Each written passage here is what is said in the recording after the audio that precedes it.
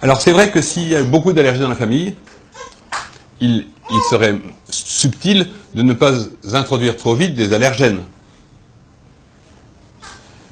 Or, quel est l'allergène le plus... Non, le plus précoce qui rentre dans un bébé, c'est le lait de vache, c'est le protéine du lait de vache. Donc on peut se dire que c'est quand même pas idiot. Si tout le monde est asthmatique dans la famille, si tout le monde est, enfin, s'il y a des lignées d'allergiques, bon, on va prendre du lait hypoallergénique. Ça, c'est logique. Attention, c'est dès la maternité, dès le premier repas. C'est-à-dire qu'une fois qu'il a bu, là, vous voyez, je me reprends aussi sur les termes, une fois qu'il a mangé du lait de vache, avec des protéines du lait de vache, c'est plus la peine de revenir en arrière pour prendre de l'hypoallergénique. Il faut qu'il ne rencontre pas les protéines du lait de vache. Donc, d'emblée, avant le premier repas, il faut dire, pas de protéines du lait de vache pour mon fils, donc lait, mon fils, c'est toi, lait hypoallergénique pour les familles allergiques. Ce n'est pas du tout, contrairement à ce qu'on essaie de vous vendre de façon un peu tordue, le meilleur lait pour la suite de l'allaitement maternel.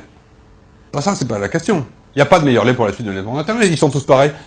Celui-ci contient des protéines du lait de vache émiettées, donc elles sont moins allergisantes. Donc c'est logique, dans une situation de risque d'allergie, de prendre des laits avec des protéines du lait de vache peu allergisantes.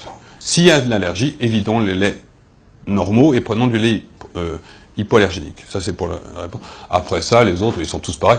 Avec une nuance, encore une fois, pour les enfants qui régurgiteraient vraiment beaucoup, vous savez que tous les bébés régurgitent, un peu, moyennement. Parfois, certains, c'est insupportable.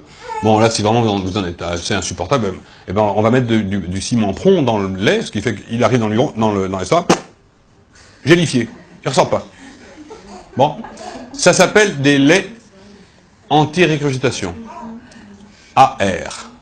Bon, ceux-là, oui, quand ça sort trop, ben oui, c'est purement, c'est la mécanique, quoi, c'est rien. Ça ne change rien à la qualité de l'alimentation, c'est rien d'autre que du gel.